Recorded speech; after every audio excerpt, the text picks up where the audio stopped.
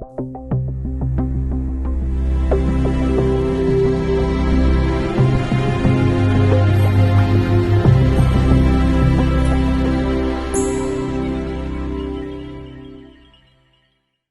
vamos a tener el privilegio de estudiar el penúltimo de los profetas del Antiguo Testamento y por ende también el penúltimo libro del Antiguo Testamento, que es la profecía del profeta Zacarías. Y es de los profetas menores el que más extensión tiene en su libro. Son 14 capítulos y realmente en cuanto a las profecías que contienen, arrojan una luz muy interesante sobre esa figura del Mesías que desde el punto de vista de Zacarías estaba por venir a una distancia de unos aproximadamente 500 años, o sea, medio milenio. Pero antes de nada, vamos a hablar un poco del mundo del profeta Zacarías. Es un libro igual que Ageo y Malaquías, un libro post-exílico. Y el libro que lleva el nombre de Zacarías nos sitúa al comienzo del ministerio del profeta Zacarías. Em, Realmente la introducción a su libro nos lo confirma. Estamos hablando del segundo año de Darío. Esto lo tenemos en el primer versículo de su profecía y también el versículo 7 del primer capítulo. Es decir, que nos estamos situando al inicio, a los principios del reinado del emperador persa Darío I. El imperio persa en su momento fue creado por Ciro el Grande, que reinó entre el año 549 y 530. Ese Ciro es aquel que dio finalmente el permiso a los israelitas en el año 539 a regresar a su país, de donde fueron llevados cautivos por los babilonios. Pues a Ciro el Grande le sucedió su hijo Cambises, que reinó entre el año 530 y el año 522, y más tarde sería Darío, precisamente, que reinaría entre el 522 hasta el 486. Darío era el hijo de Histaspes, príncipe de una rama distinta de la misma familia, y había sido en su momento oficial del ejército de Cambises. Tras la muerte de este, la sucesión fue un tema de bastante disputa, de modo que durante los 2 primeros años de su reinado, Darío tuvo que deshacerse de dos rivales muy importantes que aspiraban a ocupar el trono en su lugar, y tenía que sofocar rebeliones en diferentes partes de su imperio. No obstante, a finales de su tercer año, se encontraba ya en una situación cómoda, bastante segura, con un imperio que se extendía desde la India hasta Grecia y desde Armenia en el Cáucaso hasta Egipto. Lo dividió en 20 provincias o satrapías, eh, por fines obviamente administrativos. La totalidad de Sirio-Palestina, al oeste del río Éufrates y al sur del desierto de Sinaí, se convirtió en la provincia que iba a llevar el nombre Eber Nahara, lo cual quiere decir más allá del río. La zona que rodea directamente a Jerusalén era la subprovincia de Yehud, lugar concreto donde Zacarías vivió y predicó su mensaje. El nombre Yehud es una variante de Yehudá, Judá, uno de los mayores antepasados de Israel y de la tribu de la cual iba a proceder el Mesías. Y era obviamente la tribu del rey David. En resumen, era un hombre unido a un pasado importante y glorioso. En el siglo X antes de Cristo, Jerusalén había sido la capital real del imperio israelita que abarcó casi la totalidad de Siria, Palestina y los territorios al este del río Jordán. Em, Eran los tiempos de David y los tiempos de Salomón. Por medio de las conquistas de David, ese imperio luego bajo el reinado de Salomón prosperó. Em, Salomón hizo unas alianzas económicamente y políticamente muy favorables, pero espiritualmente absolutamente desastrosas. Se podría decir de forma bastante literal que se hallaba en el centro del mundo conocido en aquel entonces. Entonces, su posición estratégica se refleja en las luchas interesantes que había en aquel momento de hacerse con el control de Israel, bueno, cosa que no ha cambiado realmente hasta el día de hoy. Bien, pues a la muerte de Salomón llegaron los tiempos más difíciles, una mala gestión y la incapacidad de resolver los conflictos internos condujeron a la pérdida de una gran parte del imperio de Israel, y los descendientes de David acabaron únicamente gobernando sobre la zona eh, que coincide con la extensión de la tribu de Judá. Durante los 3 siglos y medio siguientes, ambos reinos hebreos estuvieron bajo una presión creciente ejercida por la agresiva política expansionista primero de los asirios y luego de los babilonios. Había periodos de recuperación, de prosperidad relativa, en especial y particularmente durante la primera mitad del siglo VIII antes de Cristo, pero desde ese momento en adelante la tendencia fue hacia un declive y la caída. Entonces, por los enfrentamientos internos, ya bastante debilitado, las 10 tribus del norte finalmente no tenían más remedio que sucumbir a la fuerza imperante de los asirios. Y en el año 722 cayó la capital del reino del norte. Judá sobrevivió otros 135 años más antes de ser derrotado por Babilonia, que fue la sucesora de Asiria en el año 587. Ahora, finalmente, el resto es historia. Tenían que ir al exilio y, como acabo de decir, cuando finalmente los persas se hicieron con el control de Babilonia, del imperio babilónico, en el año 539, el rey Ciro, tal como lo había anunciado en su momento el profeta eh, Isaías, dio la libertad a los cautivos y un primer contingente regresó a su tierra de origen bajo el mando de Zerubabel.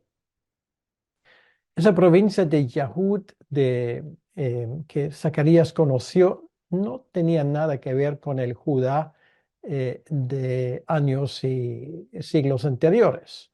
Era simplemente una pequeña provincia de aproximadamente 55 kilómetros o 40 millas de norte al sur, y tal vez unos 50 millas de este a oeste, con una población de menos de 50.000 habitantes, que era menos de la mitad de lo que tenía antes de la destrucción de Jerusalén. Se trataba de una comunidad relativamente pequeña y además una comunidad plagada por muchos problemas. La primera dificultad residía en el aspecto financiero. Yehud era muy poco viable en lo que a la economía se refiere, carecía de recursos para emprender actividades que produjeran riqueza. Tampoco contaba con el tamaño o con la influencia necesaria para disponer de ingresos significativos eh, provenientes del comercio, de modo que dependía esencialmente de la producción agrícola, y esto lo hacía vulnerable a los caprichos climáticos con frecuencia inclementes. Muchos pasaban penurias y luchaban por sobrevivir. Si nos acordamos del profeta que estudiamos anteriormente, el profeta Ageo, que era contemporáneo de Zacarías, él lo captó ese aspecto de la vida en esa pequeña provincia con palabras que probablemente provocarían una sonrisa irónica en el rostro de muchos cuando dijo: sembráis mucho, pero recogéis poco; coméis, pero no hay suficiente para que os saciéis; bebéis, pero no basta para que os embriaguéis; os vestís, pero nadie se calienta. Y el que recibe salario en bolsa rota. Estas fueron palabras tomadas del primer capítulo del profeta Ageo, versículo 6. Este síndrome de la laguna financiera que ahí había, bueno, es un mal conocido hasta en nuestros tiempos. Ahora, había otro grupo de problemas que tenían que ver más bien con el índole social, y esto es también algo que notamos bastante en esa profecía de Zacarías. Se había creado una tensión entre los que habían regresado y los que nunca se habían marchado, porque esto es muy importante tomarlo en cuenta, que aunque la gran mayoría de los judíos fueron exiliados, había un resto, pequeño resto de la población, que los babilonios los dejaron vivir allí en Judá. Entonces, ambas partes tenían sus razones, a su entender, para sentirse superior al otro. Los unos se consideraban como el verdadero remanente por medio del cual Dios llevaría a cabo su compromiso constante con Israel, y del mismo modo los roces eran constantes entre los descendientes de las familias pertenecientes a los anteriores reinos del norte y del sur, respectivamente. Los sureños, la gente de Judá y de Jerusalén, se consideraban de raza y de religión más puras que sus hermanos del norte, y eran renuentes a aceptarlos en la comunidad como miembros legítimos de la familia. Y finalmente había una hostilidad hacia quienes no tenían ascendencia israelita y que se habían aprovechado de la caída de Jerusalén para trasladarse y establecerse en zonas que con anterioridad habían formado parte de Judá. Nos damos cuenta, por lo tanto, que se trataba de un colectivo muy mezclado y potencialmente inestable. Y la política era un tercer sector principal de dificultades y problemas. La provincia persa de Yahud o de Judá había formado parte de una provincia mayor cuyos cuarteles generales estaban situados en Samaria, en el norte. Samaria, la ciudad que era la capital antigua de Israel, de las 10 tribus del norte. Sin embargo, la repatriación de los exiliados judíos lo había convertido en una subprovincia semi-independiente con su propio gobernador. Lógicamente, a las autoridades de Samaria le molestaba esa reducción de su propio poder, de su propia zona de influencia, y cada vez que podían bloqueaban el progreso de la reconstrucción de Jerusalén, dejando a sus habitantes en el peor lugar posible ante las autoridades persas.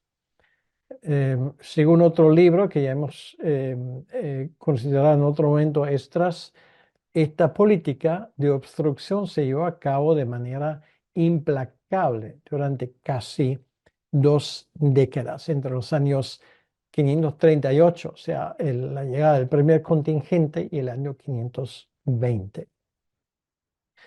Por consiguiente, esto llegó a detener por completo las obras del Templo de Jerusalén, de la reconstrucción, por un periodo de 2 años antes de que Ageo y Zacarías comenzaron su ministerio.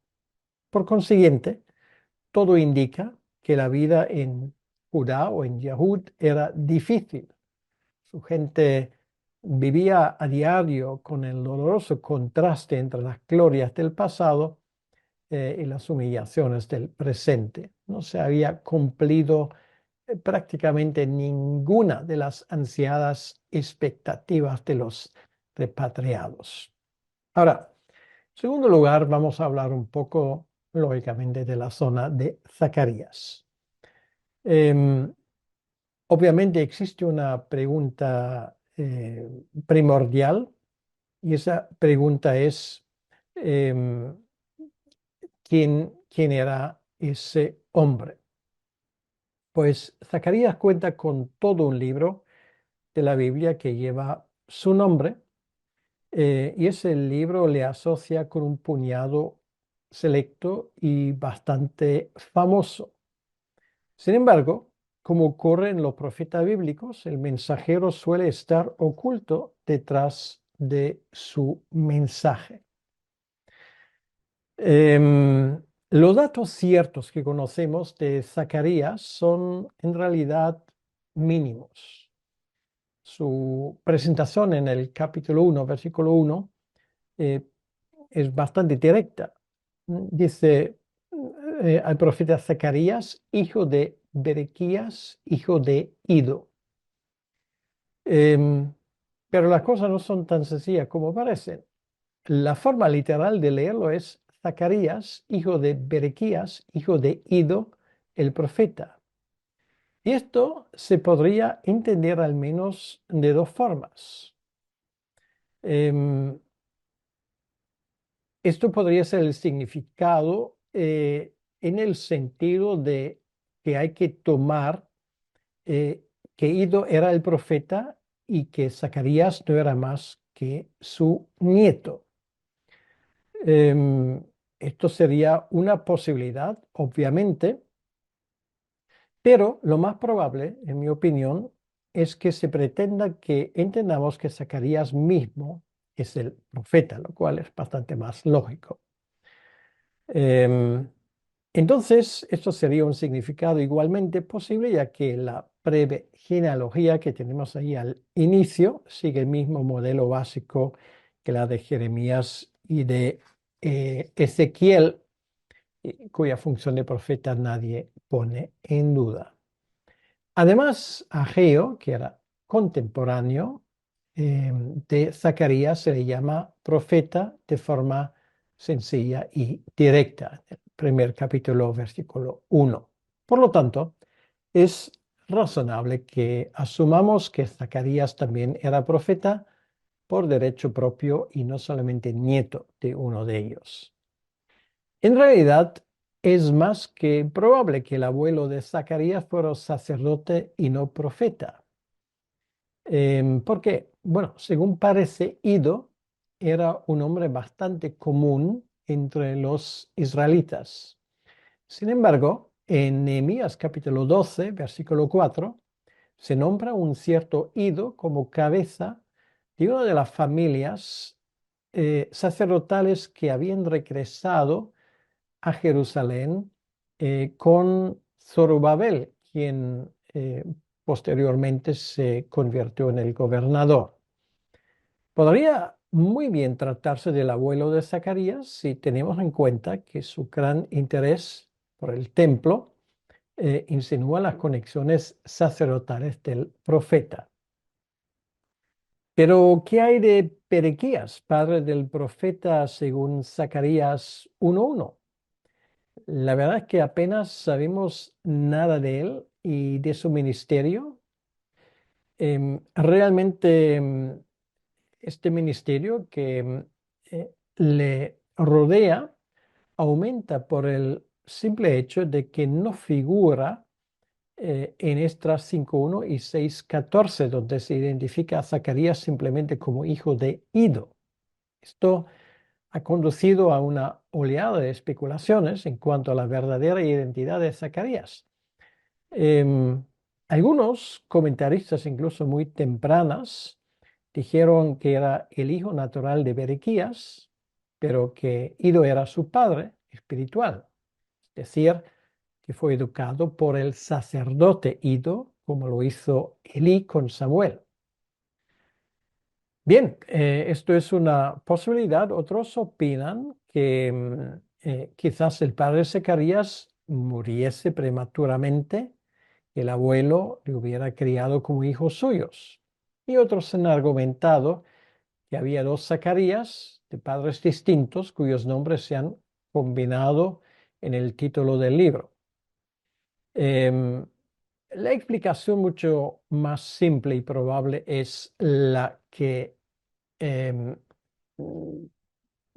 simplemente suponiendo em, que Esdras 5:1 y 6:14, donde se usa la palabra hijo, se usa en el sentido más general de descendiente. Eso es algo muy común en el Antiguo Testamento y por lo tanto no sería nada extraño que aquí también se usase en el mismo sentido.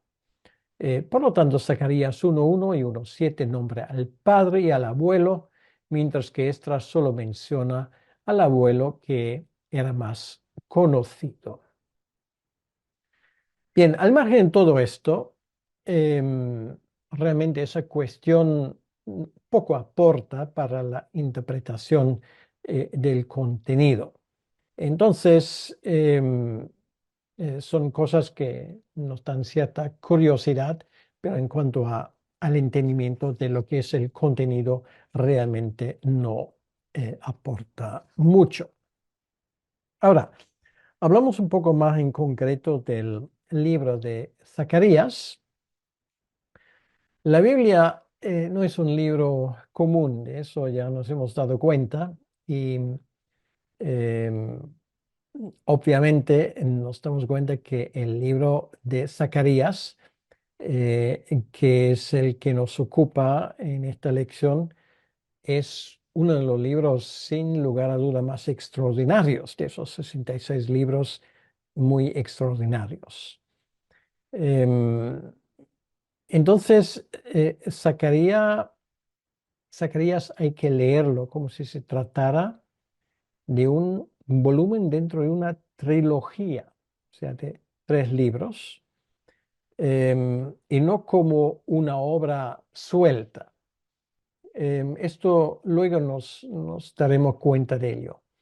Em, para empezar, consideramos su estructura que no es más que otra forma de plantear la pregunta, ¿cuáles son sus partes principales y cómo se relacionan entre sí? Y los detalles lo vamos a dejar un poco para más adelante, pero nos damos cuenta de una cosa que es evidente. Hay dos partes claramente distinguibles.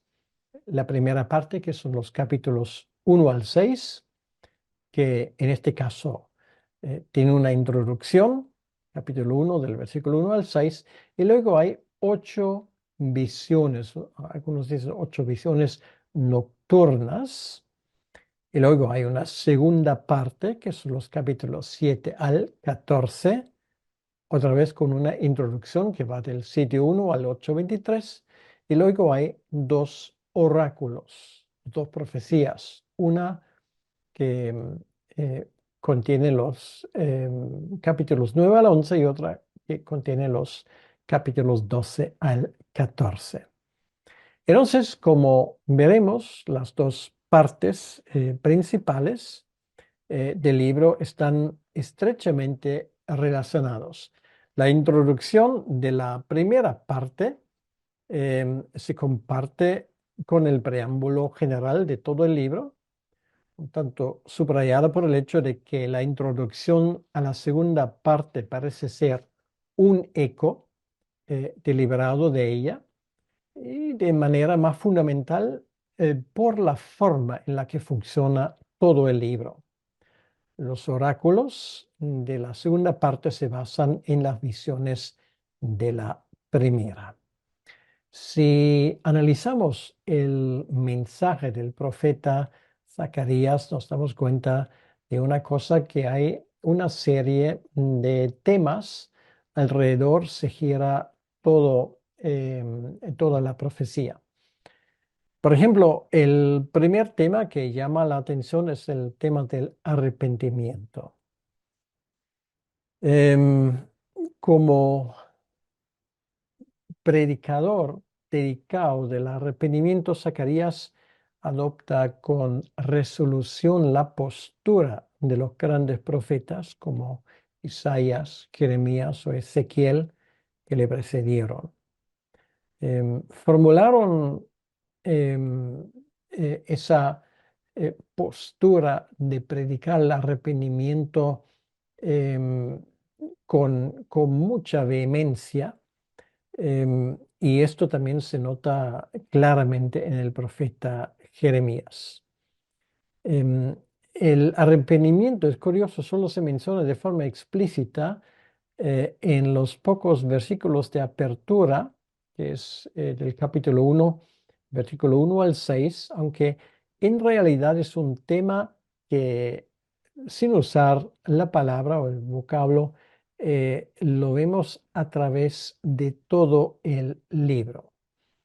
Entonces, resulta difícil determinar hasta qué punto hicieron caso los que le escucharon a este mensaje. No sabemos cuánto éxito tenía. Sin lugar a duda, tuvo un cierto impacto con el compromiso de instigar a la gente de reedificar el templo, como hemos ya escuchado, pero su continua predicación sobre el arrepentimiento indica que el pecado persistió en muchas áreas de la vida personal de los israelitas. Por lo tanto, para Zacarías el arrepentimiento era un requisito y un don a la vez, una responsabilidad humana y la obra soberana de Dios, ambas cosas al mismo tiempo. A Zacarías le tocaba predicarlo para que sus oyentes cumplieran su parte poniéndolo en práctica. Una vez más, no sabemos hasta qué punto le habrían hecho caso. De todo modo, lo que podemos hacer, aparte del tema del arrepentimiento, él tiene otro tema que es fundamental en sus discursos proféticos, que es el tema eh, que a mí me gustaría formular como la ciudad de Dios. Em, el libro de Zacarías trata de principio a fin sobre Jerusalén. Comienza con un recordatorio del enojo de Dios contra la generación precedente y una ira candente y justa que había dado como resultado la caída de Jerusalén a manos de los babilonios en el año 587-86. No obstante, las 8 visiones de los capítulos 1 al 6 transmiten buenas noticias a los contemporáneos de Zacarías acerca de la intención de Dios de restaurar Jerusalén. Los capítulos 7 y 8, que introducen la segunda mitad del libro, como acabo de decir, hablan del plan de Dios para bendecir de tal manera a Jerusalén en el futuro que la gente de todas las naciones del mundo quieran ir allá. Entonces, Zacarías estaba completamente de acuerdo con los profetas anteriores en cuanto a la restauración de Israel, de esto no cabe ninguna duda. Él habla y profetiza en la misma línea. Por ejemplo, Isaías y Miqueas habían hablado de un día en el que el monte de la casa del Señor sería establecido como cabeza de los montes y a él llegarían todas las naciones. Estos eran pues los sueños y las visiones de Zacarías que él trata de dar al pueblo y al mismo tiempo es muy importante que este mensaje también da a entender que una cosa es el ahora que ya se ve una parte de esa restauración, pero que la mayor parte de la restauración aún quedaría en el futuro. Em, Luego, otro tema que, por supuesto, y esto me lo he dejado para la última mención de los temas sobre el cual él predicaba, tenía que ver con el Mesías. Es un libro muy cristocéntrico. Quiere decir que el libro de Zacarías no se puede entender aparte de la llegada del Mesías, que para nosotros es más fácil porque ya conocemos la historia, ya sabemos las circunstancias en las cuales nació Jesucristo, pero realmente el profeta Zacarías es, bueno, si a Isaías se ha llamado el quinto evangelio, no sé, tal vez Zacarías sería el sexto, porque él aporta muchos detalles del ministerio de Jesucristo. Lo que podríamos definir como la corriente mesiánica de la predicación de Zacarías es un elemento clave de su mensaje sobre los dos aspectos del reino. Bueno, dos aspectos. Hay una parte que ya se ha cumplido y hay otra parte que aún no se ha cumplido. Tanto Ageo como Zacarías consideran eh, enormemente relevante el hecho de que Zorobabel hubiese sido nombrado gobernador porque era descendiente directo del rey David. Y esto es una de las razones por que Mateo empieza su evangelio con una genealogía en la cual aparece Zorobabel como descendiente del rey David. Y además, su hijo Salomón había construido el primer templo y había desempeñado un papel importante en el inicio de la obra del nuevo templo, ese Zorobabel como descendiente de David. Entonces, ante el telón de la profecía anteriormente dada, todo esto tenía una importancia muy grande. Isaías había hablado de un día pasado la tragedia del exilio en el que un retoño brotaría del tronco de Isaí. Esto lo tenemos en el capítulo 11 de Isaías. Y de un renuevo de sus raíces que llevaría fruto.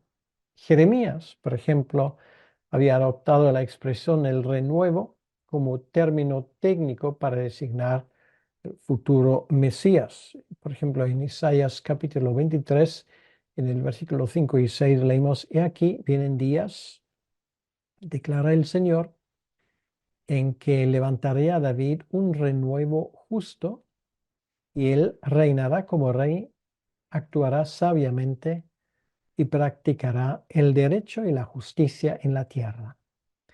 En sus días será salvo Judá, Israel morará seguro. Por lo tanto, no es de sorprender que el nombramiento de Zorobabel como gobernador y con Josué, el sumo sacerdote a su lado, fuese recibido con mucho entusiasmo de parte de Zacarías y sus contemporáneos. Zorobabel no era más que un gobernador, eso está claro, que no era un rey. Sin embargo, Su ascenso al liderazgo sirvió de gran estímulo a los que esperaban el cumplimiento de las profecías de Isaías y de Jeremías. Ese es el contexto en el que él se debe de entender el lenguaje mesiánico que hablan tanto Ageo como Zacarías cuando ellos se expresan en cuanto a Zorobabel. Si no contásemos más que con Zacarías 1 al 6, podríamos pensar que éste creyó que Zorobabel era el Mesías prometido. Lo describe como hombre favorecido por el Espíritu, un hombre escogido por Dios para edificar el templo y como uno de los dos ungidos que servirían al Señor de toda la tierra, como posible alusión al pasaje de Jeremías 33. Sin embargo, a pesar de todo esto, existen buenas razones para creer que Zacarías no pensaba que Zorobabel fuera el Mesías definitivo. En primer lugar, el gobernador de Yehud, nombrado por los persas, no daba en absoluto la talla para ser el rey ideal que Isaías y Jeremías habían predicho. Y Zacarías era plenamente consciente de ello. El día de Zorobabel es un día de pequeñeces, dice en el 4:10, y no la realidad final. Y la segunda razón es que en los capítulos 7 al 14, Zacarías habla de otra figura, un rey que vendrá a Jerusalén aquel día en el futuro. Capítulo 9, versículos 9 al 17 habla de ese tema. Su carrera solo se describe a grandes trazos, como si se tratara del papel que debe interpretar una figura cuya identidad plena aún está por revelar. En el capítulo 9 aparece como justo y dotado de salvación, humilde, montado en un asno. Obviamente esto se cumplió en la entrada de Jesucristo en Jerusalén. Los capítulos 12 y 13 hablan de un buen pastor golpeado, un hombre íntimamente relacionado con Dios, tanto que él mismo lo define como el hombre compañero mío. Aunque en ningún momento se aclara la conexión, la conclusión a la que llegamos de forma natural es que el rey y el pastor golpeado son una misma persona, que es algo que, por cierto, a los judíos les costó reconocer en su momento. Sin embargo, para nosotros es evidente que en la persona de Jesucristo ambos aspectos, el del Mesías sufrido y el del Mesías triunfante, se unen. Por consiguiente, podemos ver que en el contexto, el conjunto del libro, Zorobabel no se presenta como el Mesías, sino como un hombre importante que, sin embargo, no era comparable con el Mesías venidero. Zorobabel es una persona muy importante con un cierto número de calidades mesiánicas relevantes. Es descendiente de David, es un líder escogido por Dios, favorecido por el Espíritu Santo. Su llamamiento divino era reedificar el templo, pero después de él, un día, que todavía no está en el presente, sino que es una previsión de Zacarías, vendría otro, alguien mayor, un pastor, rey, ideal que traerá salvación.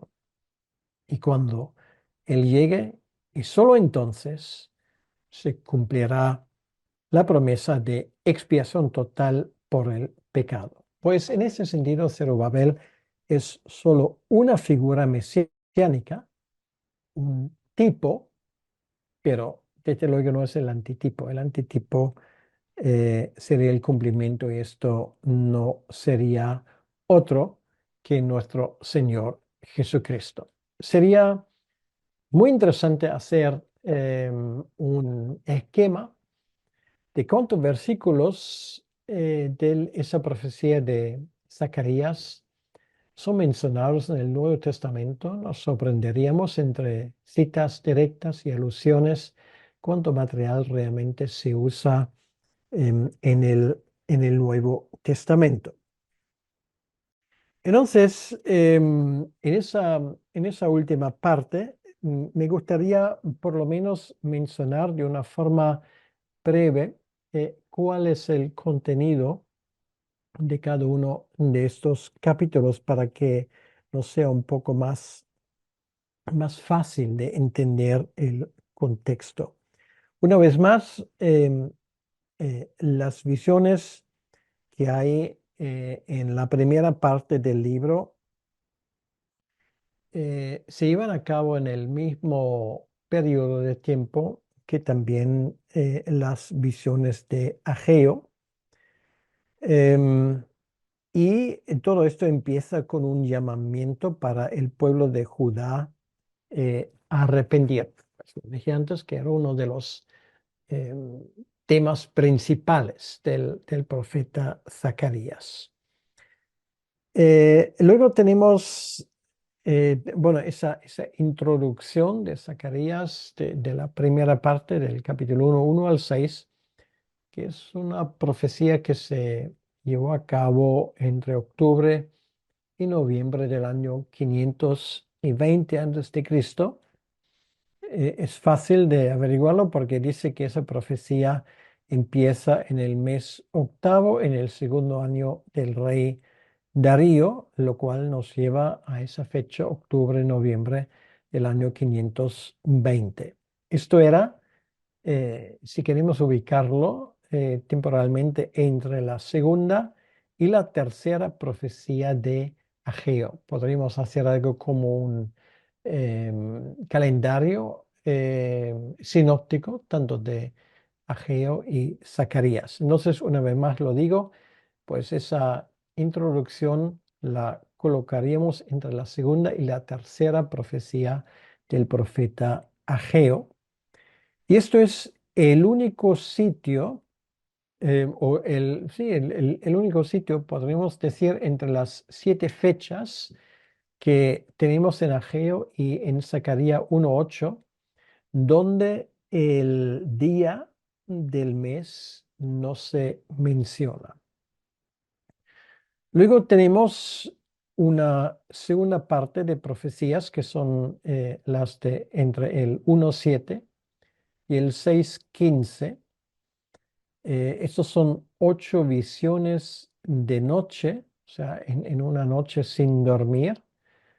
Y esto sí podemos fecharlo de forma exacta, porque la fecha que recibimos es exacta y esto sería pues unos 2 a 3 meses posterior a la primera bueno, muy probablemente cae en febrero 15, para ser más exacto, del año 519 antes de Cristo.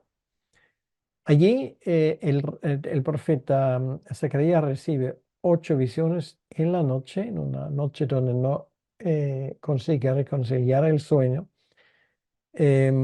Y esto se supone era el mismo año em, cuando los judíos del tiempo después del exilio, o sea, el misma parte del año, siguieron la costumbre medo-persa y babilónica de empezar el año nuevo en primavera. O sea, podríamos decir de cierta manera, era un mensaje para el nuevo año.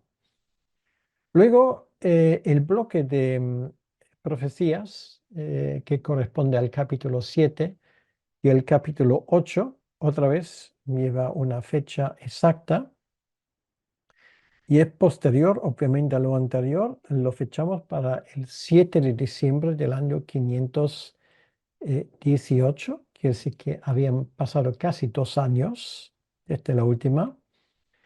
Y allí Zacarías recibe cuatro mensajes que él predicaba en el mismo día. Y cada mensaje empieza con la frase, la palabra del Señor vino a Zacarías o la palabra del Señor llegó a mí o me vino a mí.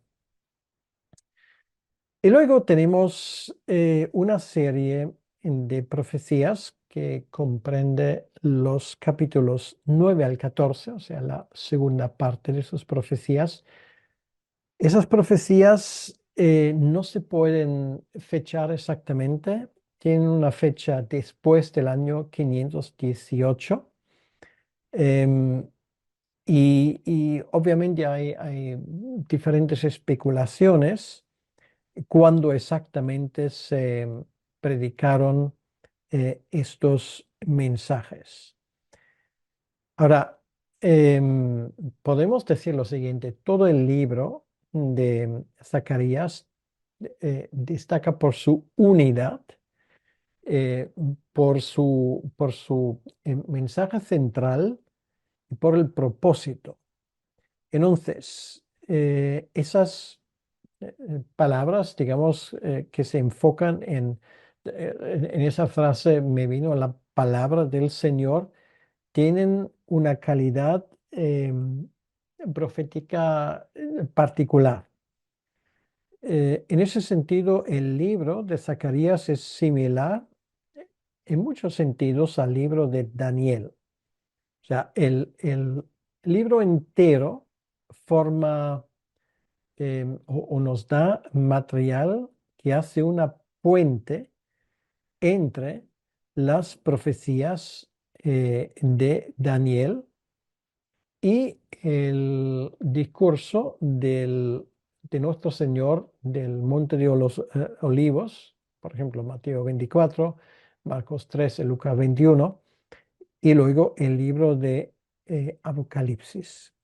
Entonces, Zacarías 9 al 14 es una serie de revelaciones divinas que a su vez se pueden dividir en dos oráculos o dos cargas. La primera va desde Zacarías 9 al 11 y esto está relacionado con la historia de Israel hasta la venida del Mesías y contiene una serie de profecías mesiánicas bien conocidas. Entonces, simplemente para que si ustedes hacen en algún momento em, un estudio pormenorizado del profeta Zacarías, pues de esa segunda parte, o sea, del 9 al 14, el 9 al 11, pues habla del espacio de tiempo de la primera llegada del Mesías, o sea, del ministerio de Jesucristo. Ahora, la última parte de su profecía, quiere decir em, los capítulos 12 al 14, em, es una profecía que tiene que ver con la época del Nuevo Testamento en términos generales. Em, entonces, em, de la misma manera como Daniel 2 7 al 12 es una profecía del cautiverio hasta el tiempo de la llegada del Mesías, Zacarías 9 al 11 es una profecía del futuro de Judá durante el periodo de la restauración hasta la primera venida de Jesucristo.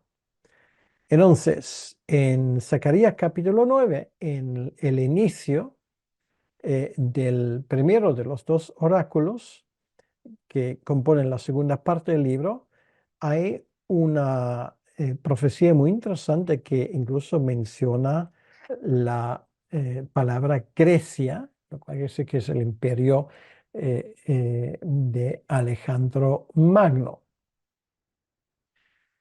Em, bien, entonces ahora no puedo entrar en más detalles, simplemente decir esto. en la profecía de Zacarías, y esto lo quiero mencionar para terminar esa parte, juntamente con Daniel y el libro de Apocalipsis, es, por un lado, uno de los libros más complejos de la Biblia si no se tiene el contexto y la clave correcta. Al otro lado, cuando se entiende de qué habla y qué espacio de tiempo comprende su contenido, realmente de la misma manera como Daniel se convierte en una de las profecías más asombrosas de toda la Biblia. Entonces, realmente podemos decir que, igual que el ministerio de Ageo, el ministerio profético de Zacarías, pues empieza en el año 520 y va más allá del año 518. Mientras que Ageo es corto y al grano, podemos decir, Zacarías se asemeja a Daniel en el sentido de que la mayoría de sus profecías consisten en descripciones más detalladas de un tiempo del futuro.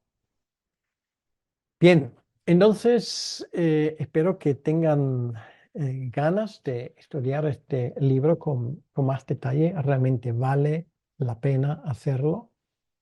Em, es profecía que se cumplió en el ministerio de nuestro Señor Jesucristo y finalmente en la destrucción de Jerusalén y en la extensión del Evangelio en el Imperio Romano, y en ese sentido es una profecía que nos ayuda mucho a entender también el contexto del Nuevo Testamento. Pues vamos a terminar ese tiempo con una oración. Señor, te damos las gracias por este tiempo y te damos las gracias por las cosas que hemos podido aprender del libro de Zacarías, y te pedimos que tú bendigas a todos los estudiantes y que ese estudio sea un estudio que se haga fructífero en sus vidas, y ayúdales a entrar más a fondo en este libro de Zacarías para que entiendan de qué habla. Te lo pedimos, Señor, en tu nombre y para tu honor y tu gloria. Amén. Que el Señor les bendiga mucho.